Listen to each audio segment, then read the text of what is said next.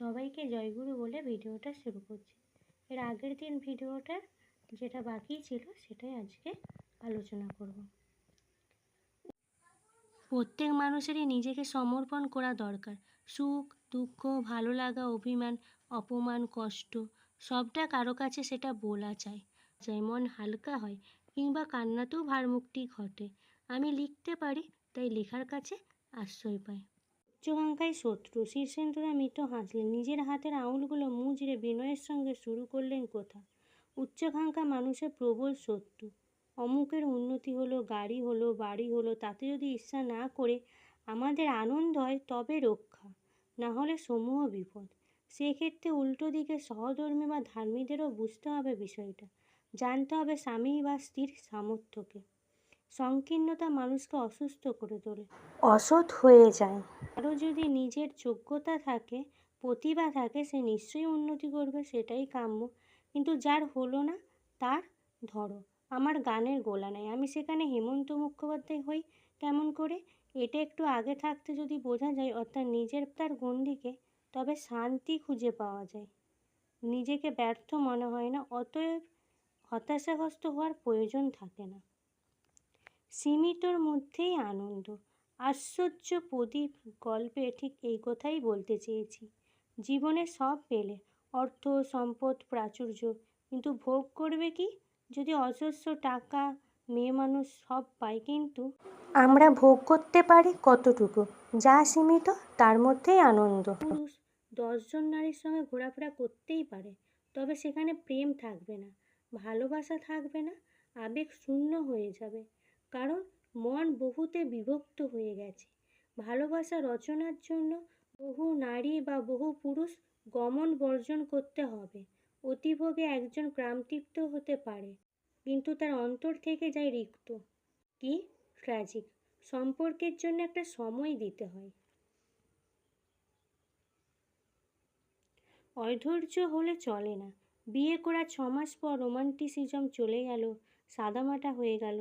দাম্পত্য জীবনেও সুখহীনতার ছায়া নেমে এলো, আর একের পর এক সম্পর্ক পরিবর্তন করে চলল। এমন হলে মন তো আর ভালো থাকে না। প্রেমকে একজন বা দুজনের মধ্যে সীমিত রাখাই ভালো। সংযমী হওয়া দরকার। এলিজাবেথ টেলর, মেরিলিন মনরো, এদের নাম হলো, যশ হলো, প্রাচুর্য, তাও মনকে শান্ত করতে পারলেন না, ভালোবাসা খুঁজে পেলেন না। একজন মানুষকে ভালোবাসলে টাইম এবং স্পেসকে অতিক্রম করে তার সঙ্গ পাওয়া যায়। বিশ্বাসটাই মস্ত বড় কথা।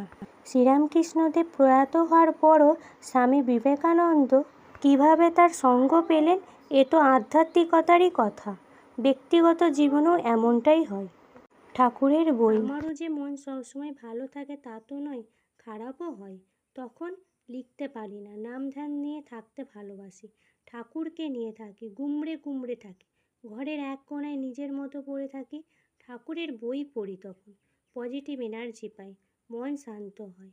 আসলে কি বলো তো, আমাদের চিন্তাভাবনার ভিতর দিয়েই মুক্তি পেতে হবে প্রত্যেককে।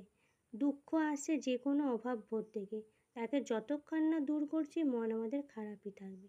নির্বিকার থাকার চেষ্টা করা যেতে পারে। তবে কি জানো, প্রত্যেক মানুষেরই নিজেকে সমর্পণ করা দরকার। সুখ, দুঃখ, ভালো লাগা, অভিমান, অপমান, কষ্ট সবটা কারো কাছে সেটা বলা যায়, মন হালকা হয়, কিংবা কান্নাতেও ভারমুক্তি ঘটে। আমি লিখতে পারি, তাই লেখার কাছে আশ্রয় পাই। জীবনে দুঃখ আসবে, হয়তো ভালোবাসার মানুষটা ছেড়ে চলে গেল, বা কেউ বিশ্বাসঘাতকতা করলো। সেইগুলোর জন্য প্রস্তুত থাকতে হবে। যদি সঠিক অনুশাসন আমাদের হাতে থাকে, তবে এই আঘাতগুলো সহ্য করে নেওয়ার ক্ষমতা তৈরি হবে। তা না কথা বলে থামলেন, কপালে হাত রাখলেন শীর্ষেন্দুদা, একটু হাসলেন, একখণ্ড আলোকদীপ্তির মতো জ্বলজ্বল করে বললেন, এই প্রজন্মের মা বাবা, অর্থাৎ যারা সন্তানের জন্ম দিচ্ছে বা দেবে, বা যারা ছেলে মেয়ে মানুষ করতে হিমশিম খাচ্ছে, তারা প্রত্যেকেই যদি নির্দ্বিধায় নিজের নৈতিকতাকে সন্তানের মধ্যে বপন করতে পারে, সংসারে শান্তি বজায় থাকবে, উৎকণ্ঠার কারণ অনেক কমে যাবে, শরীরও ভালো থাকবে, উচ্চ রক্তচাপের শিকার হতে হবে না, বা ডায়াবেটিস, চিন্তা থেকে জন্ম আরও অনেক রোগের। মুখে ভাতেও নিরামিষ, যেমন আমি নিরামিষ খাই, আমার ছেলে মেয়ে দুজনকেই ছোট থেকে নিরামিষ খেতে শিখিয়েছি। যেহেতু মনে করি মাছ মাংস শরীরে ক্ষতি হবে, অতএব আমার পক্ষে নিরামিষ ভোজন কল্যাণকর হলে সন্তানের পক্ষেও তা একই হবে।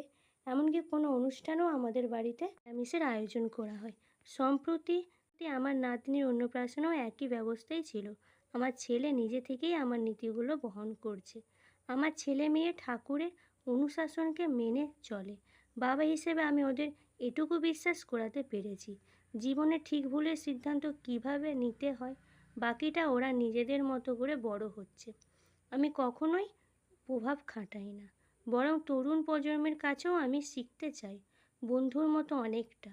এভাবে চেষ্টা করেছি সন্তান মানুষ করার। শীর্ষেন্দুদা কথাটা শেষ করে হাসলেন, আমার দিকে তাকিয়ে বললেন, তুমি নিশ্চয়ই শরীরের খেয়াল রাখো না, দেখেই মনে হচ্ছে লো প্রেশার, অ্যানিমিক। শীর্ষেন্দুরা শুরু করলেন, শোনো, মনের সঙ্গে শরীরেরও খেয়াল রাখা চাই।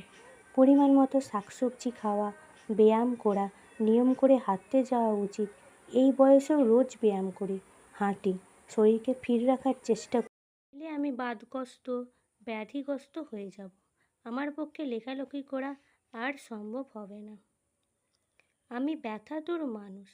ঠোঁটের কোণায় অল্প হাসি লেগে শীর্ষেন্দুবাবুর দ্বিধাগ্রস্তভাবে নিজের হাত কচলাতে কচলাতে বললেন, আমি কিন্তু একজন ব্যথাতুর মানুষ, জিজ্ঞাসু মানুষ, প্রশ্নাতুর মানুষ। জীবনে অর্থ খোঁজবার চেষ্টা করছি নানাভাবে। আমার লেখার মধ্যে রঙ্গ রসিকতা, ঠাট্টা বিদ্রূপ থাকে, সঙ্গে নিঃসারে প্রশ্নও থাকে। জীবনের নানা রকম বন্ধ দরজা আমার চারিদিকে, তাড়া করে বেড়াই প্রশ্নগুলো। সব উত্তর আমার অজানা, জানতে চাই মানুষের কাছে। ডোরে ডোরে তাই ঘুরে বেড়াই, তাই লিখি, ভাবি, তোমরা কি আমার সব প্রশ্ন বুঝতে পারছ? তবে সাড়া দাও আমায়। নিজেকে খুব একটা বিজ্ঞাপিত করি না, করতে চাই না, লাজুক মানুষ। এতে মুখ দেখাতেও খুব লজ্জা করে। আমি লেখক, আড়ালে আবডালে থাকবো, তাই ভালো। তাতেই আমার সুখ, আমার শান্তি ও মনের খোরাক। এভাবেই কখন শীর্ষেন্দু মুখোপাধ্যায়ের সঙ্গে কথা বলতে বলতে আমিও দেখলাম মনটা ভালো হয়ে গেছে। অপার আনন্দে ছেয়ে রইল ভিতরটা। সবাইকে জয়গুরু বলে ভিডিওটা শেষ করছি।